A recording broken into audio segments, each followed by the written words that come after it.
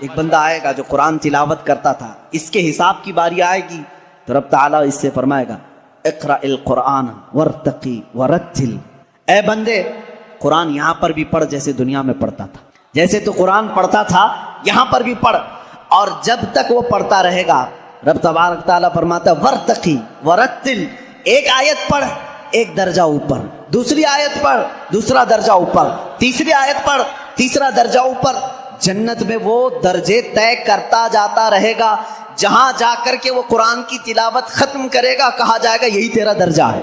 میرے آقا صلی اللہ تعالیٰ علیہ وسلم سے پوچھا گیا کہ کیا یہ قرآن جب تک وہ تلاوت کرتا رہے گا اس کے درجے بلند ہوتے رہیں گے؟ حضور اکرم صلی اللہ علیہ وسلم کی حدیث میں ہاں میں نے جنت میں دیکھا ہے قرآن کی تلاوت کرنے والوں سے اوپر کسی کا درجہ آیا ہی نہیں، کیونکہ یہ تلاوت کرتے کرتے، کیونکہ جو کچھ بھی جنت حاصل کرنے کا آپشن ہے نا وہ دنیا میں ہی تو ہے، تم اتنی نمازیں پڑھو تو یہ جنت ہے، اتنے روزے رکھو تو یہ جنت کا دروازہ تمہارے لیے، حج کرو تو یہ جنت کا دروازہ تمہارے لیے، سارے آپشن جنت حاصل کرنے کے دنیا میں ہیں، یہ دارالعمل ہے، مرنے کے بعد عمل ختم ہو جائے گا، لیکن قیامت میں صرف ایک عمل ہے جس کو پھر رب تعالیٰ ریپیٹ کروائے گا، وہاں نہیں کہا جائے گا نماز پھر سے پڑھ کے دکھا، حج کر کے دکھا، روزہ رکھ کے دکھا، ختم ہو گئے اعمال، لیکن قرآن پڑھنے والے کو کہا جائے گا اب بھی چاہتا ہے تو پڑھ اور اوپر چل جا اور بڑھتا جا، تو جس کو قرآن آتا ہوگا وہ پڑھتا جائے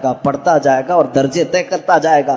یہ فضیلت میرے آقا صلی اللہ تعالیٰ علیہ وسلم نے سنائی، اور یہ جو حدیثیں میں ذکر کر رہا ہوں متفق علیہ اور صحیح احادیث آپ کے سامنے ذکر کر رہا ہوں، یہاں تک کہ حضور اکرم صلی اللہ تعالیٰ علیہ وسلم کی ایک حدیث ہے قیامت کے دن وہ بچے جنہوں نے قرآن کو اپنے سینے میں رکھا تھا وہ بلائے جائیں گے، اللہ کا کلام یاد کیا، تو جب وہ آئیں گے تو رب تبارک و تعالیٰ ان بچوں کو بعد میں فرمائے گا ان کے والدین کے سر پر پہلے تاج رکھا جائے، البس والداہ تاجا یوم القیامت، رسول کریم صلی اللہ علیہ وسلم فرماتے ہیں قیامت کے دن ایسا تاج پہنایا جائے گا جس سے سورج کی روشنی بھی پھیکی پڑے، اہل محشر پوچھیں گے یہ کیا نبی ہیں، یہ صدیق ہیں، یہ کون ہیں؟ تو فرشتے کہیں گے نہ یہ نبی ہیں، نہ صدیق ہیں، نہ شہداء ہیں، بلکہ صرف ایک حافظ قرآن کے ماں باپ ہیں، صرف ایک حافظ قرآن کے ماں باپ ہیں۔ جب ماں باپ کو تاج پہنایا جا رہا ہے تو جس کے سینے میں قرآن تھا اس کو کیا کیا جائے گا؟ رب تعالیٰ اس کے لیے فرماتا ہے، میرے آقا صلی اللہ علیہ وسلم نے فرمایا اس حافظ قرآن کو بلایا جائے گا اور اس سے کہا جائے گا ایسے 10 لوگ تیرے خاندان کے جن پر دوزخ میں جانا واجب ہو گیا، ان کا ہاتھ پکڑ، صرف اس کی برکت سے میں ان کی جہنم کی سزا کو معاف کر کے تیرے ساتھ جنت عطا کروں گا، اس کی سفارش قبول کی جائے گی۔ لیکن یاد رکھیں میرے عزیزو، حافظ قرآن کی آیات پر عمل کرتا ہو، اس کا ادب بھی کریں، احترام بھی کریں۔ آج زمانے میں حفاظ قرآن کے ساتھ بہت ہی برے سلوک دیکھنے کو ملتے ہیں، یاد رکھنا قیامت کے دن وہ اس عذاب میں مبتلا ہوں گے جو قرآن کی بے حرمتی کرنے والے کا عذاب ہوگا، کیونکہ وہ حافظ قرآن کی بے ادبی کرتے ہیں۔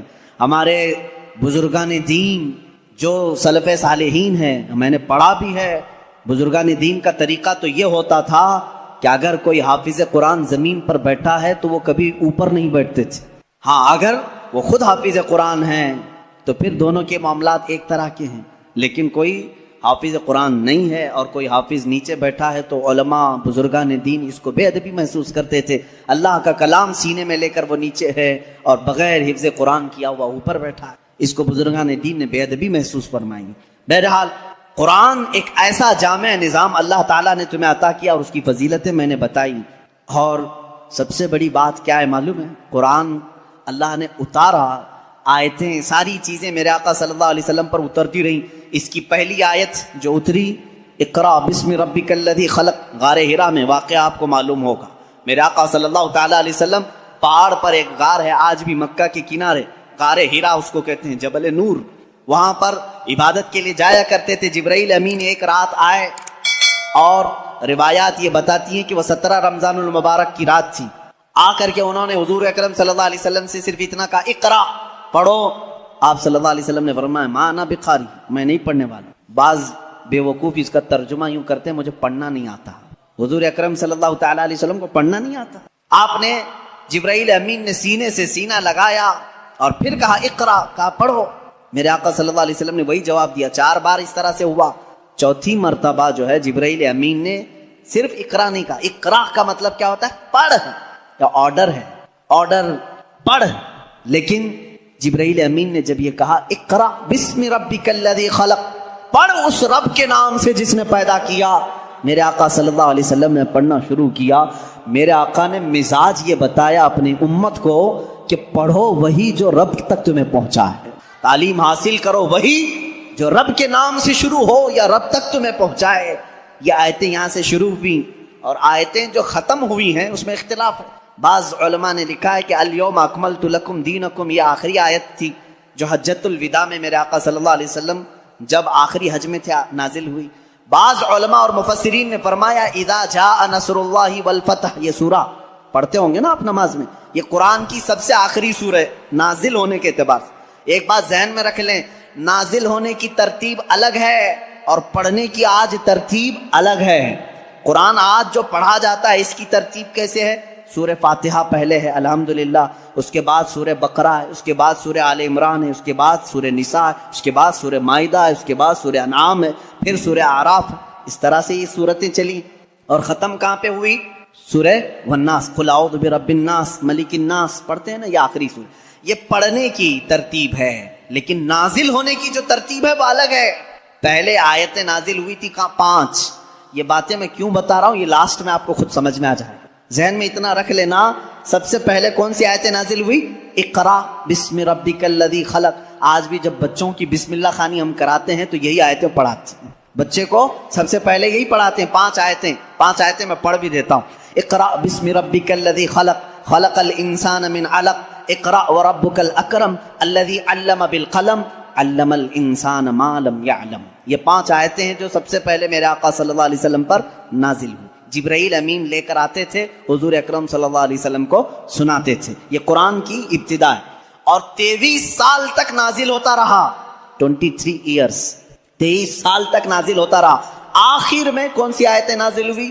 ایک تفسیر کی روایت کے مطابق اذا جاء نصر اللہ والفتح ورأیت الناس يدخلون فی دین اللہ افواجا فسبح بحمد ربک واستغفرہ انہ کان توابا. یہ 2 چیزیں ذہن میں رکھو. اقرا سب سے پہلے, سورہ اذا جاء نصر اللہ سب سے آخر. یہ قرآن کے نزول کا زمانہ میں آپ کو بتاؤں 23 سال تک نازل ہوئی. آپ کو میں بتاؤں قرآن اتنی فصیح زبان میں ہے. فصیح کا مطلب لٹریچر جس کو کہتے ہیں. جیسے ایک اردو ہے جو ہم اور آپ بول, یہاں ہبلی کی زبان ہوتی ہے, اس کو فصیح اردو نہیں کہتے, لکھنؤ والے فصیح اردو بولتے ہیں. آپ کیسے, اب ہم ظاہر سی بات ہے میں تقریر جو کر رہا ہوں, ہو سکتا ہے یہ اردو الگ ہے, ہبلی والی اردو الگ. اردو اگر میں وہ بولوں تو پھر یہاں بھونڈا لگے. آبے جابے تبے, یہ اگر جو عام طور پر استعمال کرتے ہیں یہ بھونڈا لگتا ہے, کیونکہ فصیح زبان میں جب کوئی بیان کرے تو وہ دل میں اترتی بھی ہے. زبان کی مٹھاس اس کی فصاحت میں ہے. تو عربی زبان میں جو سب سے زیادہ فصیح جملے تھے وہ قرآن میں آئے. ایک بھی ہلکا جملہ نہیں آیا, ایک بھی کمتر جملہ نہیں آیا. اب جیسے ایک مثال میں آپ کو بتا دوں, گھٹنا لفظ ہے نا, گھٹنا, گھٹنے ٹیک دینا, لیکن آپ گڑگے بولتے ہیں, ہے کہ نہیں؟ گڑگے ٹیکو, گڑگا کیا چیز ہے؟ یہ گڑگا یہ تمہاری عامی زبان ہے. اگر یہ میں کتاب میں لکھ دوں کہ میں سجدے میں جاتے وقت گڑگا ٹیک دیا, آپ کو برا لگے گا. کیا مولانا اچھی زبان میں بیچ میں ہڈی لے کے آ گئے. گھٹنا لفظ ہے, گھٹنا یہ فصیح لفظ ہے, اور ایک عام لفظ ہوتا ہے جس کو آپ یوز کر رہے ہیں, سمجھ رہے ہیں؟ اب جیسے جانور کہتے ہیں, جانور ہے نا, اب عام زبان میں کہتے ہیں جناور. یہ فصیح لفظ نہیں ہے, یہ فصیح لفظ نہیں ہے, آپ یوز کر رہے ہیں, لیکن آپ جب آپس میں بات کرتے رہتے ہیں تو اس کو برا بھی نہیں سمجھتے. کتنے جناور ایسے ہیں, یہ کیا ہے؟ یہ فصیح اردو نہیں ہے. اچھا لڑکا کہتے ہیں, لڑکی کہتے ہیں, یہ فصیح اردو ہے. لڑکا آیا, لڑکی آئی, لیکن آپ کہیں چھورا آیا, چھوری آئی, یہ کیا ہے؟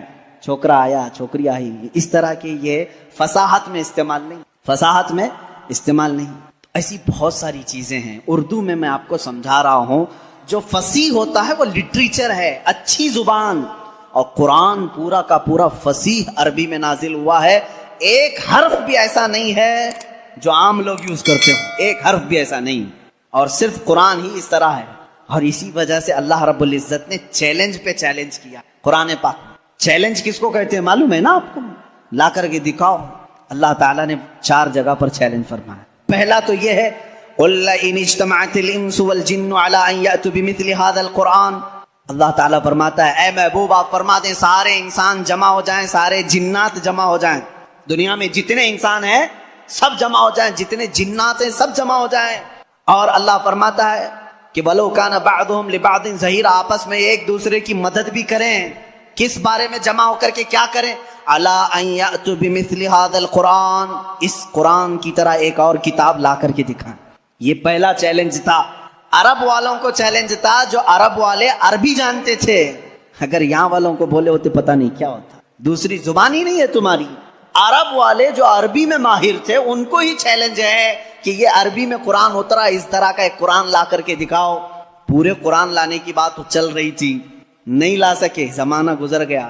اس کے بعد رب تعالیٰ نے اس چیلنج کو تھوڑا ہلکا کر دیا, کم کر دیا. کہا ام یقولون افترا فأتوا بعشر سور مثلہ, یہ اللہ کے کلام پر جھوٹ کہتے ہیں, حضور کو کہتے ہیں شاعر ہے, ساحر ہے, جادوگر ہے. اے رسول ان سے کہہ دیں پورا قرآن تو اب تک بنا کے نہیں لا سکے, اس کی 10 صورتیں بنا کر کے لاؤ, اس کے جیسی 10 سورے بنا کر کے لاؤ. حضور اکرم صلی اللہ علیہ وسلم نے چیلنج کیا مکہ والوں, اور وہ آپس میں چیمی گوئیاں کرتے رہتے تھے. ارے چیلنج تھوڑا ہلکا ہو گیا, اب تو بناؤ. پوری کتاب نہیں, 10 سورے بنانا ہے. 114 سورتیں ہیں قرآن کی, اس میں سے 10 سورتوں کی برابر کوئی سورے لے کے آؤ. نہیں لائے. پھر اس کے بعد اللہ تبارک و تعالیٰ نے تیسری مرتبہ جا کر کے اور چیلنج کو کم کر دیا. وَإِن كُنتُمْ فِي رَيْبٍ مِّمَّا نَزَّلْنَا عَلَىٰ عَبْدِنَا فَأْتُوا بِسُورَةٍ مِّثْلِهِ, اگر تم کو شک لگتا ہے جو کچھ بھی ہم نے اپنے بندے پر اتارا ہے تو لاؤ اس قرآن کی طرح ایک ہی سورے. کتنی؟ ایک سورے لے کر کے آؤ. پہلے پورا قرآن کے جیسا لانے کا چیلنج تھا, بعد میں 10 سورے لانے کا چیلنج تھا. پھر تیسری مرتبہ رب تعالیٰ نے کیا فرمایا؟ ایک سورے لے کے آؤ. نہیں لائے. اور حضور اکرم صلی اللہ تعالیٰ علیہ وسلم نے کیا فرمایا معلوم؟ ایک سورے جب وہ نہیں لائے, اس زمانے میں کیا ہوتا تھا, کمپٹیشن ہوتا تھا شعر و شاعری کا. مشاعرے ہوتے ہیں نا, اچھا شعر کس کا ہے اس کو انعام دیا جائے. جو شعر و شاعری کرتے ہیں وہ جانتے ہیں. عرب والے شعر و شاعری میں بہت مشہور تھے. سال میں ایک مرتبہ مکہ میں حج کے موقع پر سب بڑے بڑے شاعر جمع ہوتے تھے, اپنے شعر سناتے تھے, اور جس کا شعر سب سے اچھا ہوتا تھا اس کے شعر کو کعبے کے دروازے پر لٹکایا جاتا تھا. اور اس کی فضیلت تھی, سال بھر تک وہ شعر نکالے نہیں جاتے تھے, بلکہ اگلے سال اس سے بھی بہتر کوئی لاتا تو وہ نکالتے, پھر اس کا لٹکاتے تھے. یعنی ورلڈ گینیز بک میں جس طرح ریکارڈ درج کیے جاتے ہیں, ارے میاں یہ ابھی جو ہے 100 انڈے کھایا ہے, اب دوسرے کا نام اسی وقت لکھا جائے گا جب 150 انڈے کوئی کھا کیا ہے.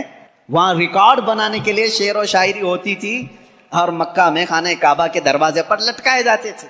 وہ ہر سال کا معمول تھا.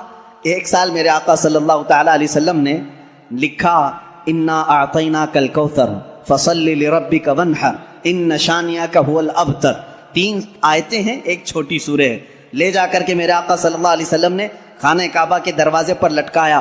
آؤ عرب والو, اس سے بہتر کوئی چیز ہو تو اس کو اتارا جائے گا اور دوسرا اس کا لایا ہوا شعر لگایا جائے گا. یہ چیلنج چلا مہینہ 2 مہینے کئی دن تک. سارے پریشان تھے. اس وقت جو موجود تھے ان کے بس میں نہیں تھا. ایک بہت بڑے شاعر کو یہ لوگ یمن سے یا کسی علاقے سے لے کر کے آئے اور اس سے کہا یہ چیلنج محمد نے دیا ہے صلی اللہ علیہ وسلم کہ یہ 3 آیتیں ہیں اس کے اندر, اس سے بہتر کوئی چیز لا کر کے دکھائے. آپ کو سمجھ میں نہیں آئے گا یہ 3 چیزیں بنانے میں کیا دقت ہے. میرے عزیزو یہ صرف 3 آیتیں نہیں ہیں, جب اس کے حروف کو جوڑ کر کے دیکھا جائے تو یہ زبان جاننے والے ہی جانتے ہیں کہ اس کے فائدے کیا کیا ہیں. وہ بڑا شاعر آیا جو بات بھی شعر و شاعری میں کرتا تھا. اگر وہ پوچھتا کسی سے آپ خیریت سے ہیں تو شعر سے ہی پوچھتا تھا. اگر اس سے آپ پوچھتے کھانا کھائے, جواب بھی شعر میں دیتا تھا. وہ آیا جب اس نے دیکھا کہ خانہ کعبہ پر یہ 3 چیزیں لٹکائی گئی ہیں, انا اعطیناک الکوثر فصل لربک وانحر ان شانئک هو الابتر, اس سے کہا گیا جواب لکھو اس کا. تو اس نے اپنے ایک ٹکڑے میں لکھا ما ھذا کلام البشر, یہ بشر کا کلام ہو ہی نہیں سکتا. میں کیا جواب دوں, یہ بشر کا کلام ہو ہی نہیں سکتا. وہ چلا گیا. یہ چیلنج چلتا رہا, کوئی نہیں لا سکا قرآن کے مثل. اور آپ کو میں بتاؤں مضحکہ خیز بات, بہت مرتبہ مسیلمہ کذاب ایک ایسا شخص تھا جو اپنی الگ شریعت چلانا چاہتا تھا, حضور کے علاوہ اپنے آپ کو نبی کہنا چاہتا تھا. اس سے لوگوں نے کہا کہ محمد صلی اللہ تعالیٰ علیہ وسلم وہ نبی ہیں، ان پر قرآن کی آیتیں اترتی ہیں، تو بھی تو لے کے آ، تیرے پاس کہاں ہے کتاب؟ جیسے قادیانی کو بھی کہا گیا تھا، غلام مرزا قادیانی جو ہے، یہ مرزا غلام احمد قادیانی جو پنجاب کا تھا، اس نے بھی نبی ہونے کا دعویٰ کیا تھا، اس کا بھی وہی حشر ہے جو مسیلمہ کذاب کا تھا۔ جھوٹے نبوت کے دعوے دار دجال ہوتے ہیں، یاد رکھو۔ میرے آقا صلی اللہ علیہ وسلم خاتم النبیین ہیں، آپ کے بعد کوئی نبی نہیں ہوگا۔ لیکن وہ مسیلمہ کذاب نے جب یہ کہا، کوئی اس سے جب لوگوں نے کہا تیرے پاس کہاں ہے آیتیں ہونا چاہیے ویسے قرآن کی جیسے محمد صلی اللہ علیہ وسلم کے پاس آتی ہیں، کہا میں بھی بنا کر کے لاتا ہوں، میرے پاس بھی آتے ہیں۔ تو بہت دن تک سوچا اور پھر اس کے بعد خود سے ہی اپنے دماغ سے بنانے لگا کہ الفیل ملفیل وما ادراک ملفیل، قرآن کی سورہ ہے نا القاریۃ ملقاریہ وما ادراک ملقاریہ، اس سورے کے وزن پہ اس نے اپنے سے بنایا الفیل ملفیل وما ادراک ملفیل ذنبہ صغیر وخرطومہ طویل، یہ بنایا لے کر کے آیا سارے لوگوں کے سامنے۔ کیا مطلب ہے معلوم ہے اس کا؟ الفیل ملفیل، ہاتھی، کیا ہاتھی؟ وما ادراک ملفیل، تم کیا جانو کہ ہاتھی کیا ہوتا ہے؟ اس کی پونچھ چھوٹی ہوتی ہے، اس کی سونڈ لمبی ہوتی ہے۔ ابھی یہاں ہنس رہے ہیں، عرب والے تو اس پر پیٹ پکڑ کر ہنسنے لگے، کیا بنا کے لایا بیوقوف، سب اسی وقت ہنس پڑے۔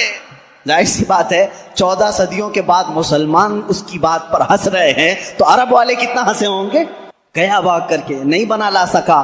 اب اس کے بعد عرب مکہ والے بڑے بڑے جو مالدار تھے وہ لوگ جمع ہوئے اور کہا جو بھی عرب کے بڑے بڑے شاعر ہیں ان کو لاؤ، پیسے دو اور بناؤ کچھ بھی، ہمارے لیے جینا دشوار کر کے رکھی ہیں یہ آیتیں، یہ چیلنج پہ چیلنج دے رہے ہیں اور ہم بنا کر کے لا نہیں پا رہے ہیں۔ پورے شاعروں کو جمع کی، ان کو بڑے بڑے نذرانے دی، کتنا چاہیے پیسہ سب لو، جاؤ اس کے برابر بنا کے لاؤ۔ وہ سب گئے شاعر اور گئے، کھا پی کر کے موٹے ہوئے، اگلے سال آئے کچھ بھی نہیں لے کے آئے۔ سال بھر ہو گیا، پورے سیٹوں نے پھر کہا لائے نہیں، کہا نہیں بنی نہیں پایا، تھوڑے اور پیسے دے دو اگلے سال بنا کے لائیں گے۔ پھر پیسے ان کے اکاؤنٹ میں جمع ہوئے ہوں گے اس زمانے میں جو بھی اکاؤنٹ رہا ہو، پھر دیے، جیسے آج شاعروں کو پہلے اکاؤنٹ میں ڈالنا پڑتا ہے، اس لیے میں لفظ اکاؤنٹ کا ذکر کر رہا ہوں۔ ان کو اور پیسے دیے، وہ پھر پیسے لیے اور گئے، جا کر کے دوسرے سال اب ظاہر سی بات ہے اب تو مار کھاتے، نہیں لاتے پیسے، پچھلے سال کے بھی بقایا تھے، اس سال بھی تھے۔ اس سال وہ آئے اور کہنے لگے کہ ویسا بن تو نہیں پایا، قرآن کی جیسی کوئی سورہ بنی تو نہیں، ہاں البتہ کچھ عیب ملے ہم کو قرآن میں جو فصیح نہیں ہے۔ فصیح ابھی میں نے بتایا نا، فصیح کس کو کہتے ہیں؟ جو ہائی لیول کی زبان ہے، اور اگر عام لوگ یوز کرتے ہیں اس چیز کو تو اس کو کہتے ہیں یہ فصیح نہیں ہے، یہ عام لفظ ہے۔ جیسے میں نے اردو میں بتایا گڑگا، یہ عام لفظ ہے۔ انہوں نے کہا 4 لفظ ہم کو ایسے ملے ہیں جو عربی گرامر کے حساب سے فٹ نہیں بیٹھتے، عربی گرامر میں ایسا یوز نہیں ہوتا۔ انگلش کے گرامر توڑ کر کے اگر بولو گے تو انگریز ہنسیں گے، ہمارے گرامر توڑ کر کے بولو گے ارے لڑکی بہت اچھا تھا، آپ ہنسیں گے، یہ گرامر میں نہیں بیٹھتا ہے نا۔ اسی طرح ان شاعروں نے کہا 4 لفظ قرآن میں ایسے ملے ہیں جو گرامر سے ہٹے ہوئے ہیں۔ کہا چلو یہ بھی بڑی بات ہے، یہ بھی بڑی بات ہے، تم بنا کر کے نہیں لائے لیکن قرآن کے کچھ ایسی چیزیں ڈھونڈ کے تو لائے ہو جو قرآن میں عیب ہے۔ کہا جلدی بتاؤ کیا ہے؟ کہا 4 چیزیں ہیں۔ توجہ چاہتا ہوں میرے عزیز، یہ ذہن میں رکھنا، حضوا ایک لفظ ہے۔ ان جاہلوں نے کہا، وہ شاعروں نے، بڑے بڑے شاعر تھے، حضوا نہیں یوز کرتے عربی میں، استہزاء، یعنی مذاق کے لفظ کو کیا کہتے ہیں عربی میں؟ استہزاء، لیکن قرآن میں حضوا یوز ہوا تو انہوں نے کہا حضوا یہ عام لفظ ہے، یہ ایسا نہیں یوز ہونا چاہیے تھا۔ کہا دوسرا کیا ہے جلدی بتاؤ؟ کہا کبیر بڑے کو کہتے ہیں لیکن قرآن نے اس کو کبار کہا ہے۔ کبار کون یوز کرتا ہے؟ ان شاعروں نے کہا کبار یہ گرا ہوا لفظ ہے، کبیر یوز کرتے ہیں، اچھے لوگ جو ہیں وہ کبیر یوز کرتے ہیں، کبار نہیں۔ 2 لفظ ہوئے، حضوا، کبار۔ پھر تیسرا لفظ انہوں نے کہا لشیئن آتا ہے، لشیئن یہ گرامر کے حساب سے فٹ بیٹھتا ہے، لیکن قرآن نے لشیئن کہا پیش کے ساتھ، یہ بھی گرا ہوا ہے۔ پھر کہا اچھا اور کیا ملا؟ کہا عجیب ہوتا ہے، جیسے کوئی بھی عجیب چیز کو دیکھتے ہیں عربی میں بھی اس کو عجیب کہتے ہیں، عجیب، لیکن قرآن نے اس کو عجاب کہا ہے۔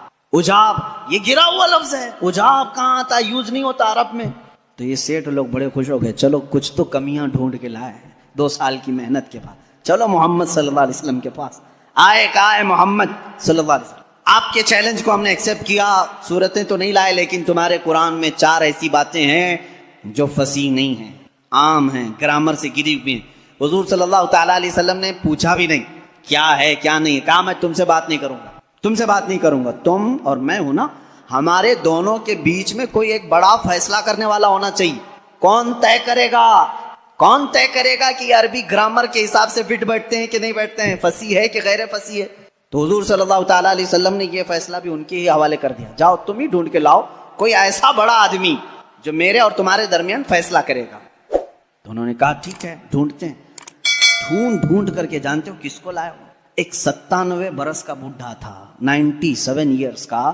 وہ اپنی لینگویج کو اتنی محفوظ رکھتا تھا کہ شہر کی لینگویج مکس نہ ہو جائے, اس کے لیے وہ پہاڑوں پہ رہتا تھا. اس کو اپنی لینگویج پر فخر تھا, اس سے زیادہ عرب میں کوئی فصیح آدمی نہیں تھا. اگر اس کی طرف سے کوئی بات آئی تو پورے عرب میں وہ قانون بن جاتی تھی, یہ لینگویج بہت فصیح ہے, فلاں بوڑھا